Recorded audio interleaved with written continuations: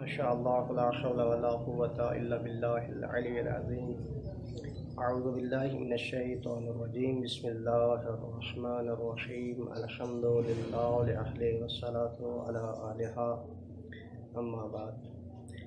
سامعین محترم، ناظرین گرامی قدر، السلام علیکم ورحمۃ اللہ وبرکاتہ۔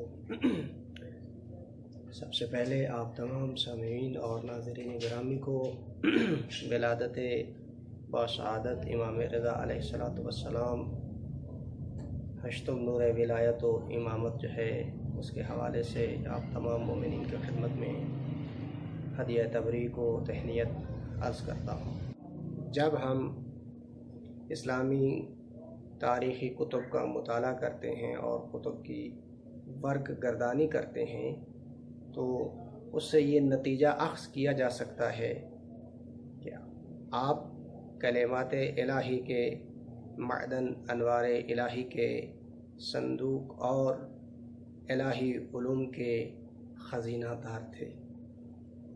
مامون کے دربار میں دوسرے مذاہب والوں کے ساتھ آپ کی جرح و بحث اور آپ کے مناظرے جو ہیں آپ کی علمی شخصیت کو نمایاں کرتے ہیں، جس کا اعتراف خود مامون بھی اکثر کیا کرتا تھا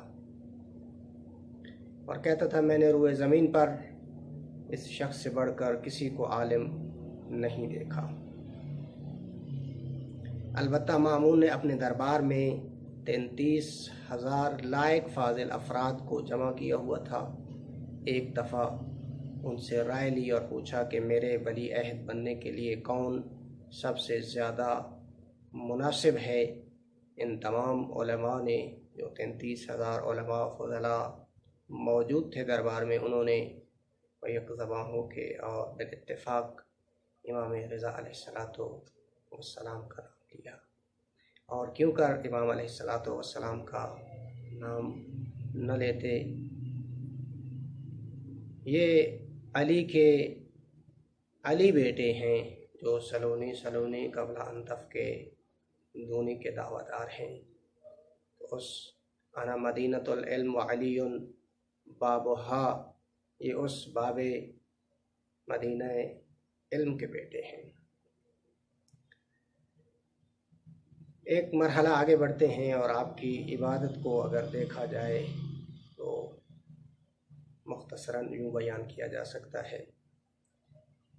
آپ کی عبادت کو سمجھنے کے لیے امام کا یہ فرمان سننا ہی کافی ہے کہ جس وقت آپ نے مشہور شاعر دیبل خزائی کو اپنی ابا مرحمت فرمائی تو کہا اے دیبل، اس ابا کی قدر کو جانو۔ اس ابا میں 1000 راتیں اور ہر رات 1000 رکعت نمازیں پڑھی جا چکی ہیں۔ وہ لوگ جو آپ کو مدینہ سے طوس تک لائے تھے، تمام نے متفقہ طور پر آپ کی شب بیداری، دعا و ندوہ، تہجد کی پابندی اور اپنے رب کے حضور کی ریاضاری کا ذکر کیا۔ اور اگر آپ کی انکساری کو دیکھا جائے تو ابراہیم ابن عباس جو مدینہ سے طوس تک آپ کے ہم رکاب تھا، وہ کہتا ہے کہ میں نے نہیں دیکھا کہ آپ نے کبھی کسی پر ظلم کیا ہو، کسی کی بات کاٹی ہو، کسی کی حاجت پوری نہ کی ہو، پاؤں پھیلا کر بیٹھے ہوں، کسی کی موجودگی میں تکیہ لگا کر بیٹھے ہوں۔ آپ کسی کے ساتھ تندی کے ساتھ نہیں بولتے تھے۔ یہ آپ کی انکساری کا بین اور واضح نمونہ ہے۔ اور پھر آپ کی سخاوت بھی مشہور ہے۔ ایک واقعہ سخاوت کے حوالے سے بھی آپ سامعین کی خدمت میں عرض کرتا چلوں۔ جناب کلینی علیہ رحمہ نے اس واقعے کو ذکر کیا ہے تو راوی کہتا ہے کہ ہمارے ساتھ لوگوں کا ایک بڑا گروہ آپ کی خدمت میں موجود تھا کہ ایک مسافر آیا اور کہا مولا، میں آپ اور آپ کے آباء و اجداد کا عبدار ہوں، چاہنے والا ہوں، محب ہوں اور ان کو دوست رکھتا ہوں۔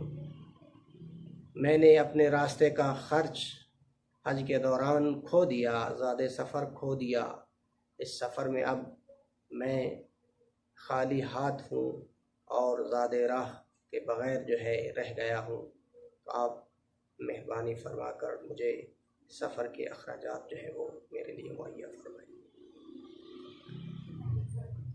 اور آگے وہ شخص کہتا ہے جیسے ہی میں خراسان پہنچوں گا تو آپ کی طرف سے دیا گیا وہ زاد راہ صدقہ کر دوں گا، صدقہ کی نیت سے، آپ کی جانب سے صدقہ کی نیت سے آگے پہنچا دوں گا، کیونکہ وہاں میری رہائش ہے۔ آپ اپنے حجرہ میں تشریف لے گئے اور وہاں سے 200 دینار لا کر دروازے کے پیچھے سے اس شخص کو تھما دیے اور فرمایا صدقہ کرنے کی ضرورت نہیں ہے، اور پھر اسے چلے جانے کو کہا۔ وہ شخص چلا گیا۔ جب وہ شخص چلا گیا تو حاضرین نے پوچھا، یا ابن رسول اللہ، آپ نے دروازے کے پیچھے سے اسے یہ 200 دینار عطا کر دیے اور پھر اس کے ساتھ ساتھ اسے یہاں سے چلے جانے کو بھی کہہ دیا اور اسے دیکھنا تک گوارا نہیں کیا، آپ اس فعل کی وجہ بیان فرمائیں گے؟ آپ کا یہ رویہ اس طرح کیوں تھا؟ تو امام علیہ السلام نے فرمایا، میں یہ پسند نہیں کرتا اور میں نے یہ پسند نہیں کیا کہ اس شخص کے چہرے پر سوال کی ذلت کو دیکھوں۔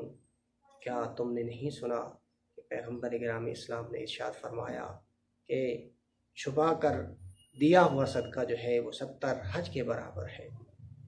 یہ تو امام رضا علیہ السلام کے فضائل کی ایک جھلک ہے کہ جس کو آپ سامعین کی خدمت میں پیش کیا، اور اسی کے ساتھ دعا گو ہوں کہ پروردگار عالم ان معصوم ہستیوں کی سیرت کو اپنانے اور ان پر عمل پیرا ہونے کی توفیق عطا فرمائے، اور ملت تشیع کے اندر وحدت و اتحاد کو برقرار رکھے، اور ہمیں بھی پروردگار توفیق عنایت فرمائے کہ ہم اپنی صفوں کے اندر وحدت و اتحاد کو قائم رکھ سکیں۔ اور آخر میں دعا گو ہوں کہ پروردگار عالم جتنے بھی اس موذی مرض میں مومنین و مومنات مبتلا ہیں، کرونا وائرس کی موذی مرض میں مبتلا ہیں، پروردگار ان تمام مومنین و مومنات کو شفائے کاملہ عاجلہ عطا فرمائے، اور ہمارے امام وارث قرآن، وارث زمان، وارث اسلام کے ظہور میں تعجیل فرمائے۔ السلام علیکم ورحمۃ اللہ وبرکاتہ۔